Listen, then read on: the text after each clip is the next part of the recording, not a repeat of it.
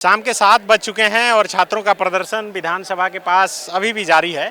यहाँ पर छात्र बैठे हुए हैं, कई बैरिकेटिंग तोड़ते हुए यहाँ तक पहुँचे और ये विधानसभा के गेट नंबर 1 का मुख्य द्वार है और मुख्य द्वार के पास ही स्टूडेंट पिछले करीब 2-3 घंटे से लगातार बैठे हैं।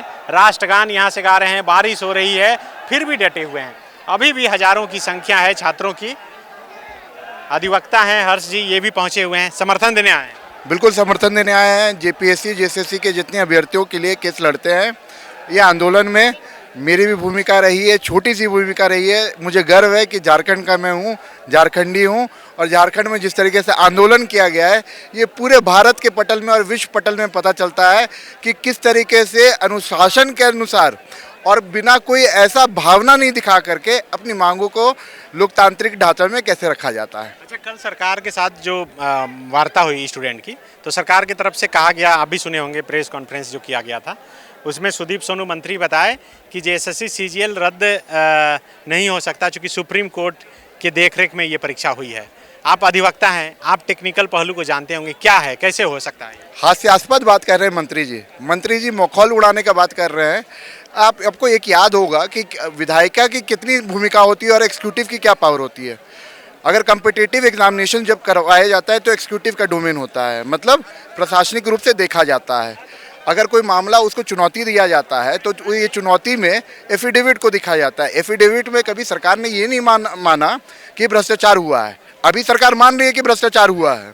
जब भ्रष्टाचार हुआ है तो ये विषय और ये वस्तु कभी भी कोर्ट के पक्ष में नहीं आया था, के समक्ष में नहीं था। एक दूसरा, कोर्ट के समक्ष का भी ये वस्तु नहीं है। पहला चीज़ क्या है कि आपको ये मालूम होगा कि अगर सरकार चाहे तो कोई भी जजमेंट को भी पलटने का उसको ताकत है।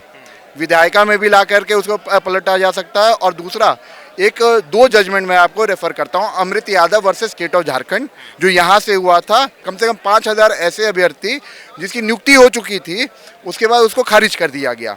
तो सरकार के पास पावर है। दिल्ली की एक जजमेंट है, जस्टिस DY चंद्रचूड़ के द्वारा पारित किया ये जजमेंट है। वो कहती है कि अगर भ्रष्टाचार का मामला आता है और रैम्पेंट करप्शन का मामला आता है तो ये स्टेट के डोमेन का एरिया है, मतलब स्टेट गवर्नमेंट के पास में ये ताकत है कि वो पूरा कम्पिटिटिव एग्जामिनेशन को खारिज कर सके। सरकार में अगर दम है और सरकार की अगर नीयत है तो बदहवासी वाली बयान नहीं दे, पहली बात। दूसरी बात कि वो कहती है कि ईडी की जांच करा सकते हैं। मैं आपको बताता हूँ कि सीआईडी जांच के विषय में वो कहती है कि सीआईडी जांच करा देगी और 90 दिन में और 60 दिन में जो टाइम फ्रेम जो चार्जशीट है वो कर देगी।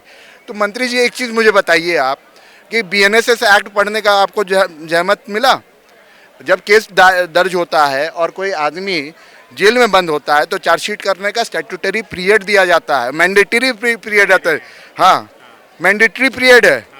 उस पर आपने उत्पाद सिपाही घोटाला जो हुआ था जिसमें 164 लोग गिरफ्तार हुए थे, उसमें अभी तक चार्जशीट नहीं दायर हुई थी। इसलिए ना सीआईडी जांच पे किसी को भरोसा नहीं है। और सीबीआई जांच कराने के लिए राज्य सरकार के लिए जो अनुशंसा करना है वो Delhi special police establishment act के तहत करना रहता है। ये राज्य सरकार के अधीन का मामला बनता है। और जो बात कर रहे हैं ईडी का, तो PMLA में राज्य सरकार का कोई पावर नहीं है। तो ये हास्यास्पद बात है और एक दिग्भ्रमित करने के लिए उन्होंने एक औजार धारण किया है। मतलब सरकार के तरफ से ये बताया जा रहा है कि स्टूडेंट चाहें तो वो कोर्ट में जाकर अनुरोध कर सकते हैं। कल मैंने उनसे पूछा कि अगर आप ईडी से जांच के लिए अनुरोध कर सकते हैं तो कोर्ट से भी अनुरोध कर लीजिए कि सीजीएल को रद्द कर दिया जाए। तो सरकार, पहली बात कि अभय तिवारी को जब गिरफ्तार किया गया था तो जेएसएससी सीजीएल में वो तो मान रहे हैं ना कि ये गड़बड़ी हुई है। सरकार अपने आकर कह रहा है कि ये चीज़ गड़बड़ियाँ हुई हैं और सीआईडी जांच हुई है। उस समय सीआईडी जांच तो नहीं हुई थी, उस समय अभय तिवारी की गिरफ्तारी नहीं हुई थी। अभी तो मीडिया में अभय तिवारी का कन्फेक्शन बयान भी सामने आ गया है जिसमें वो बोल रहा है कि 1,80,00,000 रुपए में हम पेपर खरीदे थे और बोकारो में हम लोग 12 लोग बैठे हुए थे, 15-15 लाख रुपए दिया था पैसा। हाँ, तो ये बात तो पहले वो विषय वस्तु नहीं आया था कोर्ट के समक्ष में। सरकार जाए अगर चाहे तो दम, और कोर्ट में जाने का कोई आवश्यकता नहीं है। ये एक तरह से कोई ऐसा कानूनी पेच नहीं है। अगर सरकार के जहन में ये बात है तो सरकार चाहेगी सरकार में दम है, सरकार के अधिकार क्षेत्र में ये मामला आता है, वो कैंसिल कराने का दम रखती है तो दम करा ले, मतलब कैंसिल करा ले, और ये अधिकार क्षेत्र उनके विषय वस्तु का चीज़ है। मतलब आप कह रहे हैं कि सरकार चाहे तो रद्द कर सकती है, कोई कानूनी बाध्यता इसमें नहीं है? कोई कानूनी बाध्यता नहीं है। मैं बताता हूँ उन्हें कहाँ डर लगता है, क्योंकि सीट भी बिका है, तो सीट बिका है तो जो जिनकी क्या नाम है इलीगल अपॉइंटमेंट्स है वो भी अपने बयान दर्ज करने लगेंगे कि कौन ने खरीदा है, कौन ने बेचा है। तो ये सारे चीज़ सरकार के लिए जी का जंजाल बनेगी लिए, इसलिए वो बचना चाहती है। करप्शन तो रैम्पेंट है। 20 एग्जामिनेशन कैंसिल हुए हैं, 8-9 मैटर्स मेरे संज्ञान में है जिसमें लीक हुए हैं मैटर्स यहाँ। अब 11वीं 13वीं का आप निकाल के देखिए, 11वीं 13वीं में क्या हुआ। कोर्ट ने एससी की 11वीं 13वीं एग्जाम के बारे में, हाँ, जेपीएससी की 11वीं और 13वीं एग्जामिनेशन के बारे में हम कह रहे हैं। उसमें एक चीज़ क्या आया कि पहला टीडीपीएल ने एग्जामिनेशन कंडक्ट कराया। एक कहावत है हाँ, कुछ कहना है? अच्छा, ठीक, हाँ, ठीक। पहले ही बोलते हैं ना कि अगर प्रतिस्पर्धा चालू हो गई तो उसके नियम चेंज नहीं किए जा सकते हैं। प्रतिस्पर्धा के बीच में नियम बदलाव किए गए। Rule of the game can not be change once the rule has game has started.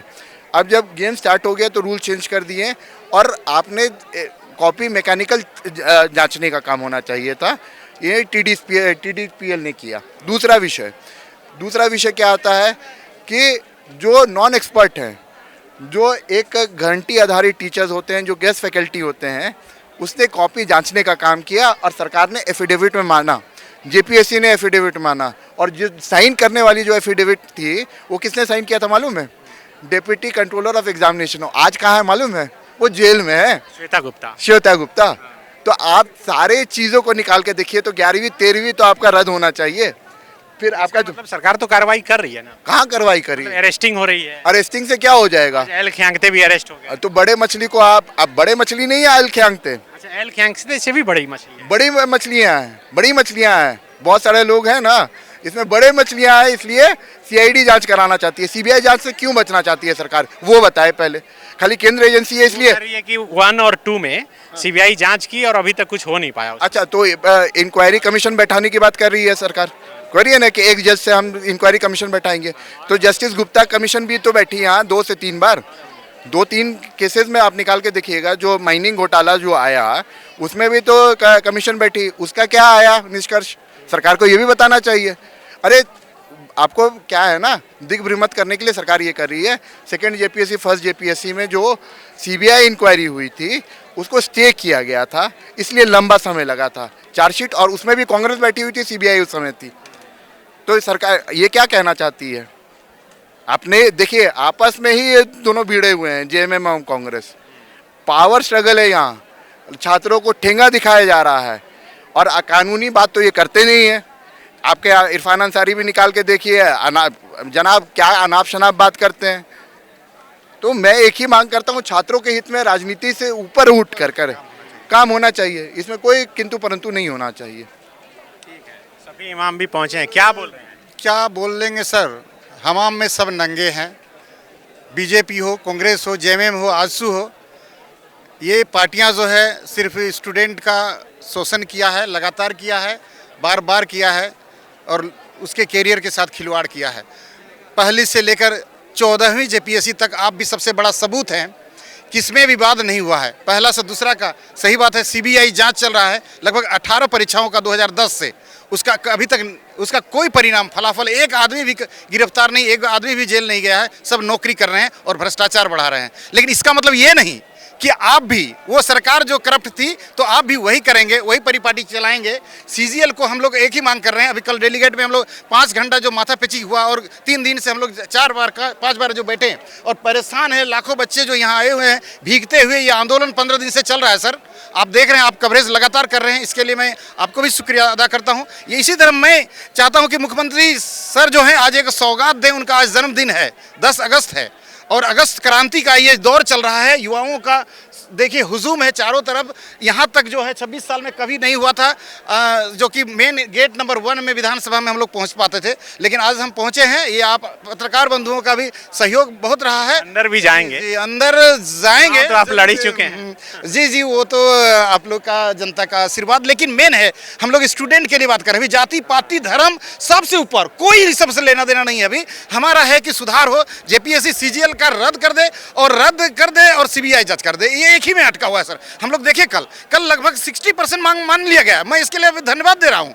लेकिन फिर और 10-20% हम लोग और मांग रहे हैं कि कम से कम सीजीएल रद्द कर दे और उम्र में 5 साल छूट दिया जाए। हमने कहा था तो फिर बोले कि नहीं, उम्र में उसको खाली रख दिया गया। अच्छा ठीक है, इसमें देखेंगे। और देखा वहाँ क्लियर ही नहीं हुआ। मतलब हमें लगता है, और जिस तरह से व्यवहार हुआ ना हमारे साथ लास्ट में, कि हमें जो हमारे डेलीगेट जो गए हुए थे कल आखिरी समय में 1 घंटा में बहुत अच्छा व्यवहार नहीं हुआ, तो मैं काफ़ी दुखी हूँ। भी गए थे? जी बिल्कुल, मैं भी गया था। मनोज यादव जी बाद में जब माथा पीछे 5 घंटा में नहीं हुआ तो हमको जाना पड़ा। हम लोग गए थे तो फिर देखे कि समाधान लास्ट में करते हैं कि आप लोग 5-10 मिनट बार 3 बार फिर भी बैठे। हम लोग अलग अलग पदाधिकारी से भी बैठे, लेकिन है कुछ लोग स्टूडेंट भी, और जायज़ मांग है, जायज़ हम लोग बैठेंगे अड़ेंगे।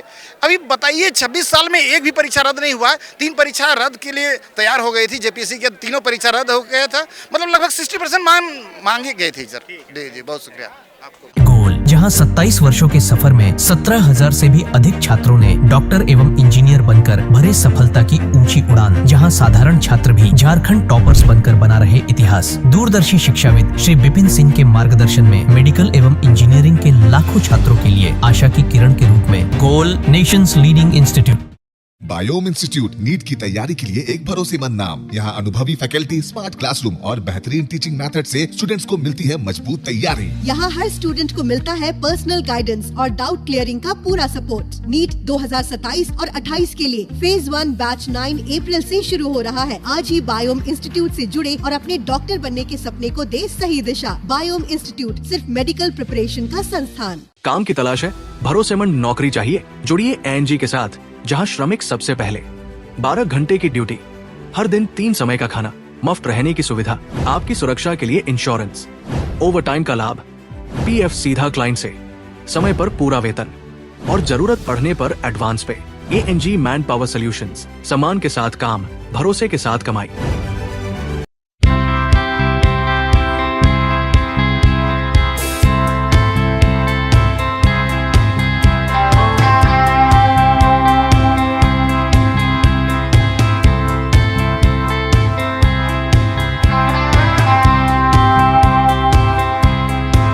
thefollowup.in. Like, share, and subscribe.